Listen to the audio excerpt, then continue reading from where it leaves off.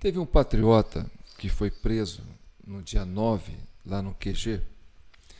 Ele é do Rio Grande do Sul. Ele veio num ônibus, sabe? E parece que foram 2 ônibus que saíram da cidade do Rio Grande do Sul, do interior do Rio Grande do Sul. Só que o ônibus dele chegou por volta de 7 horas lá no QG. E as coisas já tinham acontecido. E ele ficou lá no QG. Ele é até pastor, né? Ele não gosta de pregar a palavra de Deus. É um senhor já com mais de 60 anos. E ele foi um daqueles que foi liberado por fato de ter 60 anos, ter chegado depois, né? E aí ele voltou para a cidade dele. E ele, às vezes, liga para mim, porque uma vez eu fiz uma entrevista com ele. Então ele ficou muito próximo comigo, então ele me acompanha aqui na rede social. E recentemente ele me ligou, disse: olha, a Polícia Federal quer conversar comigo de novo, João. Falei: que bom, né, que você vai poder contar a sua história.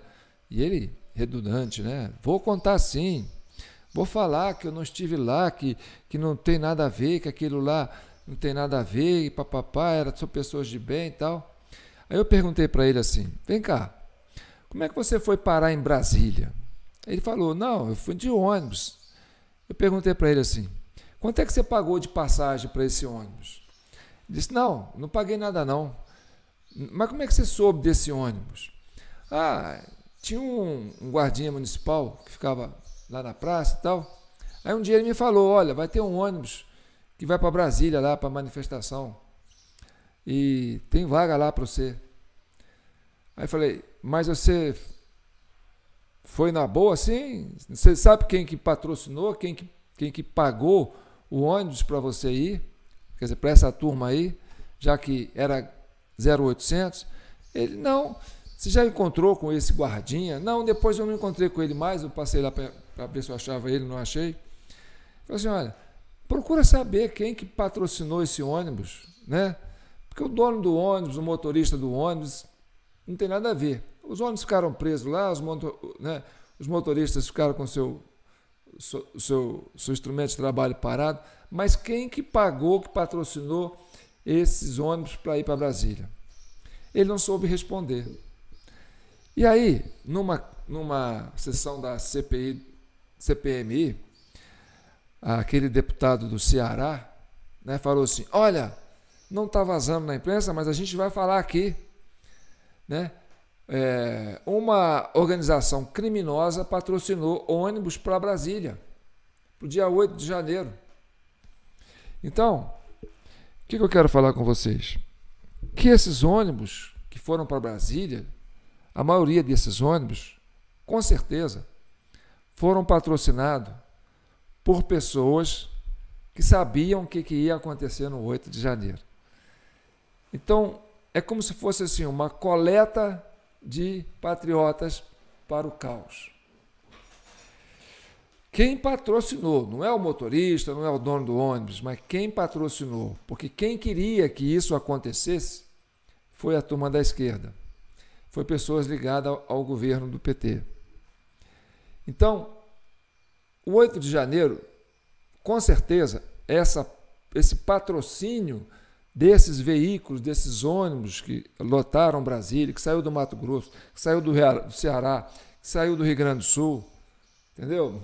Que foram para lá, quem levou esse pessoal para lá de ônibus para as manifestações do dia 8, com certeza, quem patrocinou esses ônibus eram pessoas que tinham interesse que isso acontecesse e eram ligadas à esquerda. E agora eu vou chegar no ponto mais importante, que é a CPI do Distrito Federal, da reunião do dia 9, que entrevistou o major da reserva da Polícia Militar do Distrito Federal, inclusive do BOP, né, um agente especializado,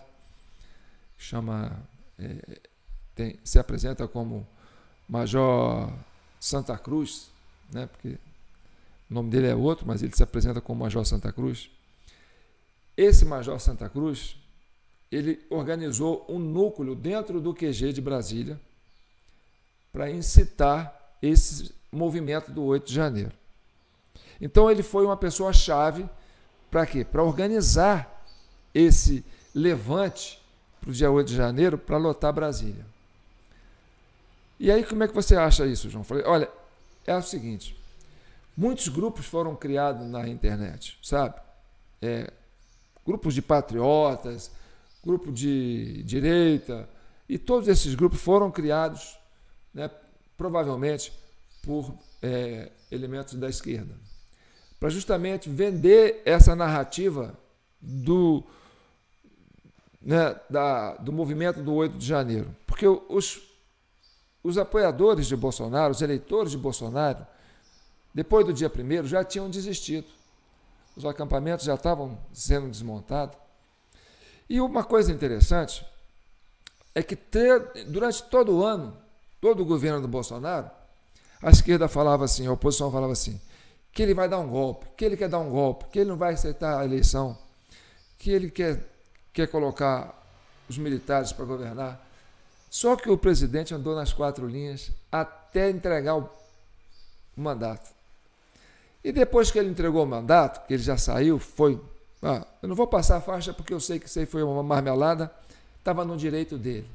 Assim como também o Aécio, na época, que concorreu contra a Dilma, achou que foi uma marmelada, pediu recontagem dos votos, pediu auditagem nas urnas, e só não passou a faixa porque o presidente da época era o Lula, quer dizer, era a Dilma, e a Dilma passou para ela mesma, porque ela estava se reelegendo. Então foi quase uma continuação do mesmo. Então, não é culpa do Bolsonaro dele falar, olha, eu não quero falar nada, por quê? Porque quando eu pedi uma explicação para o TSE e nós apresentamos provas contundentes, o TSE se negou a responder, que era obrigação do TSE. Além de não se negar a responder, né, as denúncias que foram protocoladas lá pelo PL, ainda quis multar o PL. Quer dizer, multou o PL. Então, não tinha que... Olha, então não tem diálogo. Se o próprio TSE não quer responder às irregularidades que nós encontramos, então está na cara que o que vocês querem é colocar um candidato aí goela abaixo. Então coloca. Só que não vai ser com meu aval. Eu não vou lá passar faixa, não vou participar dessa farra. Então, ele fez a parte dele. Mas o PT e a esquerda estava com isso engasgado. O homem tem que sair das 4 linhas, mas ele não saiu. Então, tiveram que criar um factoide para dizer que, olha, ele não saiu, mas os seguidores dele saíram das 4 linhas e a culpa é dele porque ele não reconheceu a eleição. Então, foi preciso criar esse factoide. E aí sim, né? Como se criava isso? Tinha que implantar dentro do QG, onde ficavam as manifestações, elementos da esquerda para incitar, colocar esse veneno, sabe? Esse ingrediente que levantasse essa motivação. Então, eu vou mostrar para vocês aqui um resumo rapidinho do relato que foi feito por esse major que estava ali, que ele montou uma espécie de um quartel-general ali, e ali ele com o pessoal dele, né, ficava incitando o pessoal, né, tentando manipular a opinião pública, quer dizer, os patriotas que estavam ali, os eleitores do Bolsonaro, que estavam pedindo explicação sobre o código-fonte, né, porque essa é que foi a questão. O TSE se negou a dar uma resposta, e a turma queria a resposta, queria acesso ao código-fonte, queria acesso, embora depois, né, o próprio PL conseguiu os logs das urnas, e aí ficou comprovado, mas aí já estava tarde, a turma já tinha passado o rodo. Mas vocês vão ver agora, nesse resumo rapidinho, né, como esse agente infiltrado, que é um agente especial, que ele é militar da reserva, é um homem especializado, né, em táticas, e a missão dele era essa, era legitimar o governo que estava assumindo. Tanto que ele fala, numa hora, ele vai falar, vocês vão ver aqui, ele vai falar assim, ó, Isso lá por volta do dia 30 de dezembro, quer dizer, um dia antes da posse, né? 2 dias antes da posse. Ele falou, ó, podem vir para Brasília, ninguém vai ser preso. O nosso presidente já é o chefe supremo das Forças Armadas. Então, quer dizer, já é, ele diz, né, no ato falho, porque ele mandou isso para os seus grupos nas redes sociais, sabe? É onde ele ficava fazendo essa manipulação, esse levante para atrair o pessoal para esse 8 de janeiro. Aí já com o governo do PT, né, que ia facilitar esse vandalismo todo ali, como ficou comprovado na CPMI e na CPI também. Então vamos lá. E o pior, e o mais legal disso tudo, é que vocês que têm muita fé aí, que falam assim, Deus vai prover. Olha, Deus escreve retos em linhas tortas. E olha, por incrível que pareça, foi justamente o deputado do PSOL que conseguiu fazer com que esse infiltrado fosse desmascarado. Vocês vão ver isso no final da fala dele, tá certo? E depois tem uma surpresa maior ainda. Mas vamos soltar, dessa vez eu não vou interromper não, tá? Vocês vão ter uma noção concreta do que, como é que nasceu esse núcleo, né? Como é que isso se projetou ali dentro do QG, como dizer, essa célula cancerígena da esquerda que estava ali para vender essa ideia de que teria que fazer, né, um avanço lá para cima de Brasília. Vocês aumentaram o áudio aí, né? Porque estava abaixo. Quem quer ouvir, meu amigo, faz coisas. Quando o assunto é bom, vamos lá. Eu, numa época da minha vida, participei da UNE. Eu, na época da minha vida, me manifestei na Esplanada várias vezes. O Brasil é o que é hoje, o nosso país é o que é hoje, porque nós tínhamos liberdade de estar na Esplanada. Quantos aqui já foram em manifestações? Já jogaram gás na minha cara quando eu era mais jovem. A única coisa que aconteceu naquele lugar que parecia com algo militar é o pessoal marchando parado, com o hino nacional e prestando continência. Só que essas imagens sumiram, essas imagens não existem.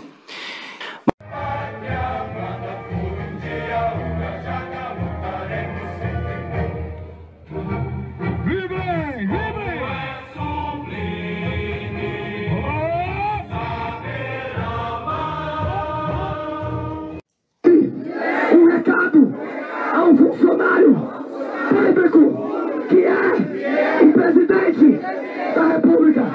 Não é uma escolha dele, mas o povo, nós autorizamos e nós agora determinamos que ele cumpra o que está escrito na Constituição brasileira e comande as Forças Armadas para defender o Brasil. Palmas pro Brasil, obrigado.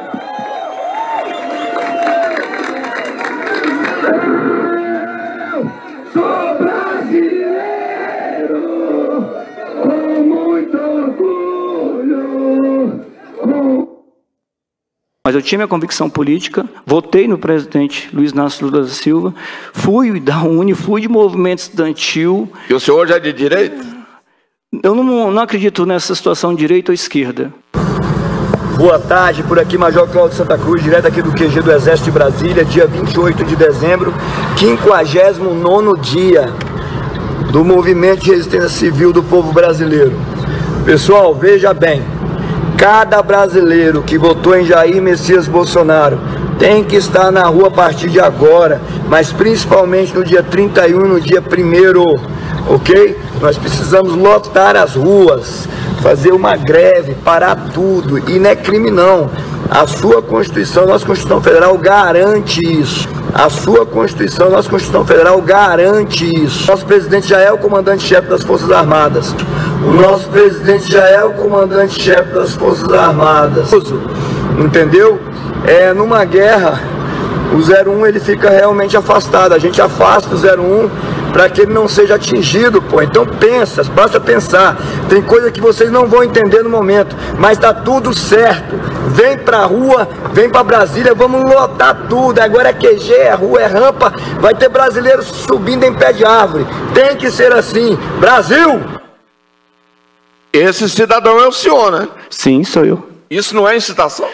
Não. O senhor estava lá junto com outros que... O senhor estava lá porque queria Sim. saber do código-fonte? Não, nós não queríamos saber do código. Nós estávamos... O senhor realmente era um dos líderes que mais discursava no palco improvisado, montado em um caminhão no QG do Exército.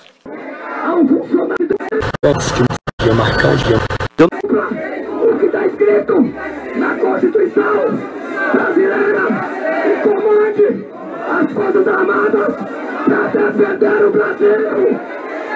Eu não estava em Brasília no dia 8, fique bem claro, eu saí daqui dia 2. Bom dia, por aqui Major Cláudio Santa Cruz, aqui em Brasília, dia 2, né? Um dia marcante, porque é dia da abolição da escravidão. Nós estamos lutando por liberdade, então é um dia bem importante.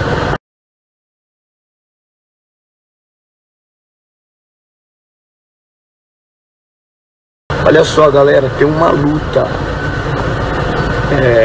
Estão querendo ganhar a sua mente e fazer você acreditar que nós fomos derrotados, que não está acontecendo nada, que o Molusco vai assumir. Fake. Nós estamos vencendo, estamos indo muito bem e ninguém ia movimentar milhões de reais para levar carros de guerra para a fronteira, blindados para tudo que é lado aí, à toa. Né? Vocês viram aí o que o Eduardo Bolsonaro postou, um plano de governo. Então se liga, mantenha firme. Tá, olhos de águia, coragem de leão, mantenha firme. Isso é para tentar desmotivar você. Não caia nessa. Desliga a televisão, para de ouvir esses psicoterapeutas aí que o PT contrata para deixar você sem moral. Vai dar certo, já deu e vai ser logo. Quando você acordar, tá todo mundo preso, nós vamos ter vitória. Fique com Deus, bom dia, vamos pra luta. Major, é o senhor que está falando que levaram carros para a fronteira, carros militares. Quem levou? Isso foi divulgado. Mas o senhor que está falando, eu quero saber como é que o senhor descobriu isso aí. Isso saiu na mídia, gente. Eu não Quem tô mandou inventando. os carros? Como é que eu vou saber? O senhor diz aí que o Flávio Bolsonaro estava envolvido no transporte desse carro. Eu não disse isso. Está falando disso aí? Está parecendo aquela turma do Ramais. Quem está falando ali é o senhor? Sim, sou eu. Esse é o senhor, né? Sim, sou eu. Santa Cruz, direto aqui do QG de Brasília. Aumenta o volume aí. Tá bom? Dia 30 de dezembro. E um recado bem simples. De tudo que o presidente falou na live, tem uma parte que a única que você deve se atentar, que o Brasil vai entrar nos eixos dentro de muito pouco tempo. Ninguém vai para uma live pública falar o que vai fazer seus planos num momento desse. Então não sejam tolos. Tá cheio de gente entrando já aí, gente infiltrada, metendo pau do presidente, metendo pau no general. Para com isso. Segue o jogo, tá tudo dentro do que tem que acontecer. O pronunciamento dele foi impecável e ele deu recado. Então não sejam tolos. Vamos para os QGs, precisamos de milhares de pessoas em Brasília, no Brasil, nas ruas. Segue o plano, dia 31, dia 1º, milhares. Vamos embora. Tá tudo certo e não ouça nada o contrário do que isso. Tá? Você tem que começar a pensar estrategicamente. Eu falei sobre isso, então não seja burro. Fiquem com Deus e vamos para a luta. Major, o que ia acontecer no dia 31 que o senhor pregou aí? Nós esperávamos o quê? Verdadeiramente que ou o Supremo ou alguém trouxesse para a gente uma única resposta. Gente, está tudo certo ou está tudo errado? O senhor disse que não é mais policial militar? O senhor foi expulso? Não, eu sou da reserva, não estou mais na ativa. Ativa da polícia. O senhor é policial militar da reserva. É, da reserva. Eu sou policial militar da reserva, o senhor também é. A não ser que o senhor tenha sido expulso, perdeu a patente. Não, eu quis dizer com relação à nossa influência, entendeu? Não, nós somos policiais militares. Porque a guerra, né? O que o senhor quer dizer com isso, Major? Isso foi antes. O entendimento, o que aconteceu ali eram coisas que eu pessoalmente, tá? Não foi... Eu entendia, porque falavam, tá? Infelizmente, a gente foi enganado ali por muita gente. O que aconteceu, Major? Doutor, se o presidente da República, Jair Bolsonaro, tivesse ido uma vez, falar, gente, vai embora, todo mundo tinha ido. Pois, se o presidente tivesse reconhecido, muita coisa não teria acontecido, concorda? Sim. Major, o senhor Rubens, proprietário da empresa Trio Coyote Produções, explicou que alugou o seu trio elétrico algumas vezes para o pessoal do acampamento, que numa dessas ocasiões, as tratativas para a contratação do trio elétrico se deram pessoalmente com o senhor e com as pessoas de Linaldo, Priscila e Daniel. Ele também disse que o senhor, a Priscila e o Daniel eram os oradores do acampamento, mas que o senhor era o locutor oficial. Falou, realmente, às 9, às 3, às 18, ele ia me ver lá, porque todos os dias está filmado, havia culto diário nesses horários. Deputado Chico Vigilante, peço ao presidente Lula, que eu inclusive votei nele, que ele tenha misericórdia. Eu sei que ele não é uma pessoa má, eu sei que ele não é mau. Durante a operação, faz o papel dela, durante aquela operação que depois foi totalmente desmontada, chamada Lava Jato, falou muita coisa má contra muitas pessoas.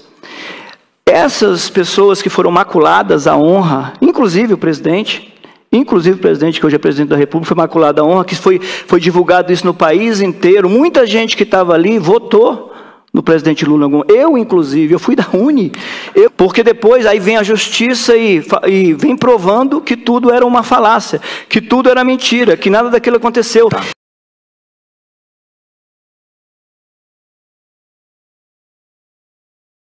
O senhor não se considera bolsonarista? O senhor era bolsonarista, mas o senhor era bolsonarista? Não, eu creio que bolsonarista... O senhor ficou ativo nos grupos de WhatsApp do Bolsonaro ao longo dos últimos 4 anos?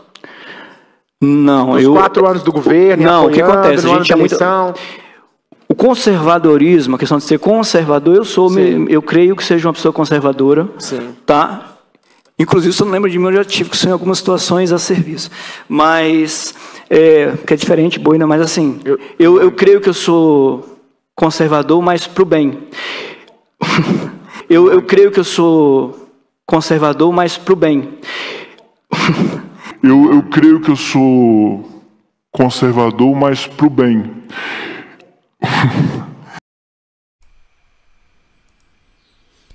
Então, ele se acha um conservador, mas para o bem. Que os conservadores que são do mal têm que ser caídos dentro dos prédios e presos. Então, nós temos que armar para os conservadores do mal, né, que a gente quer que eles sejam presos, mesmo que não tenham culpa. Então vamos armar para esse povo, vamos levantar um movimento para atrair esse pessoal, esses conservadores, para o mal, né, que ele acha que conservadores é do mal, que ele diz que é conservador do bem, e vamos prendê-los para eles pararem de criticar, né, o processo eleitoral e deixar o meu presidente Lula, que inclusive eu votei nele, ganhar, administrar. Não é assim que ele falou? Então tá. Aí quando eu falo que vocês acreditam em Deus, agora eu vou encerrar com a fala desse deputado que desmascarou ele. Você viu que ele até riu, né? A hora que o major falou, olha, eu sou um conservador, mas pro bem. Por quê? Porque ele tem preconceito contra o conservador. Ele é de esquerda, ele era um infiltrado. Ele estava ali para fazer esse levante. Então foi tudo orquestrado, planejado e executado pela esquerda. E ali, aquela célula que estava ali dentro do QG, era justamente para linkar essa ideia aos manifestantes de apoiadores de Bolsonaro, para levar eles para essa arapuca. Tá certo? Mas olha como é que Deus é grande. E tem um versículo que me marca e tem me marcado muito, foi me enviado esses dias, deputado Chico, que é Mateus 7, 15 e 23. Acautelai-vos, porém, dos falsos profetas, que vêm até vós vestidos como ovelhas, mas interiormente são lobos devoradores, por seus frutos os conhecereis. Obrigado, presidente. Alguém mandou para ele. Alguém mandou para ele. Será que esse deputado vai ter consciência? Será que ele vai conseguir carregar no lombo dele a culpa de deixar esses brasileiros presos sem crime, que foram iludidos, emboscados nessa armadilha promovida pela esquerda, que está aí ele está do lado do lobo, né? Ele sabe. Ele vai carregar essa culpa nas costas? Ele carregaria se a população brasileira não soubesse que ele tinha isso para carregar. Mas ao saber, a população saber, né, que ele tem essa culpa para carregar nas costas, aonde que ele vá, ele vai carregar esse saco das costas, pesado, esse fardo. E aí vai também para o relator, né, o Hermeto. Hermeto, eu sei que ele é militar, eu sei que é seu colega de farda, mas o Brasil sabe que ele era um agente especial da esquerda infiltrada para fazer essa arapuca para levar brasileiros para serem vitimados de forma cruel, entendeu? Para justificar, né, uma posição política que está sendo imposta para a sociedade brasileira. Você pode até falar, não vou entrar nessa, João. Tá, mas a sociedade vai olhar para você e vai falar, aí em Brasília, lá na Candangolândia, lá no Bandeirante, onde quer que você vá, você vai andar na rua e as pessoas vão olhar nas suas costas e vão encontrar aquele peso. Olha a consciência desse homem como é que está. Você vai definhar como ser humano em alma e em espírito, se você não agir conforme manda a vontade de Deus. E aí, eu vou citar aqui uma passagem do ministro Flávio Dino, quando entrevistou para ele, né? Qual que é a pessoa mais perigosa do mundo para você? É o Hamas? Ele fala, não sei se foi Hamas ou algo. Só sei que assim, tentou comparar aquilo que ele tem mais temor, o que mais assusta ele. Ele fala, os bolsonaristas. Não é os bolsonaristas, são os brasileiros. Qualquer brasileiro que sabe o que aconteceu, porque está evidente, está transparente, está claro igual água, está cristalino, igual um cristal. Todo mundo sabe que você está carregando nas costas esse peso dessa armação horrenda que vocês criaram para justificar, né, essa tomada de poder que vocês fizeram. E se vocês quiserem pacificar o Brasil, e se vocês quiserem tirar esse peso das costas, né, é simples. Descobre uma saída honrosa para vocês mesmos, porque senão não tem outra saída. Não é? Porque você já foi um homem bom, ministro. Muito tempo atrás você foi o que denunciou o mesário pianista. Você contou direitinho a história. Você convenceu a gente. Então, por que você foi se apropriar daquilo que você denunciou? Não é? Então fique com Deus. Eu sou João Paulo Guimarães, falando direto de São João del Rei, capital brasileira da liberdade. Esse é o vídeo 138 da CCI, Comissão Cidadã de Inquérito. Nossa proposta aqui é chegar à verdade e pacificar o país, tá certo? Pacificar a sociedade brasileira. Nós somos todos um. É uma grande nação. O Brasil é uma grande nação. Nós vamos ter que aprender a lidar, entendeu? Com esses desafios e conseguir avançar. Porque, olha, se a gente quer ficar eternamente em berço esplêndido, não basta ficar deitado. Tem que levantar, sacudir a poeira e agir, tá certo? Está aí a nossa chave Pix, jpnoticias@gmail.com. Ainda tem mais audiência da CPI do Distrito Federal. Nós estamos acompanhando, nós estamos ligados. E a sociedade brasileira está comigo. Você que está aí ouvindo, assistindo, curtindo, compartilhando, comentando, principalmente comentando e compartilhando, não é? E se inscrevendo nos nossos canais, tanto no perfil JP João Paulo Guimarães no Facebook, como no YouTube, nos canais da TV Del Rey, né? E aqueles que contribuem com qualquer valor na chave Pix, jpnoticias@gmail.com. Desde já agradeço a generosidade de que vocês estão dedicando a esse projeto. E vamos sim, não desistam do Brasil. O Brasil tem chance, tem salvação, e você é parte disso. Faça a sua parte. Eu estou fazendo a minha. Fique com Deus.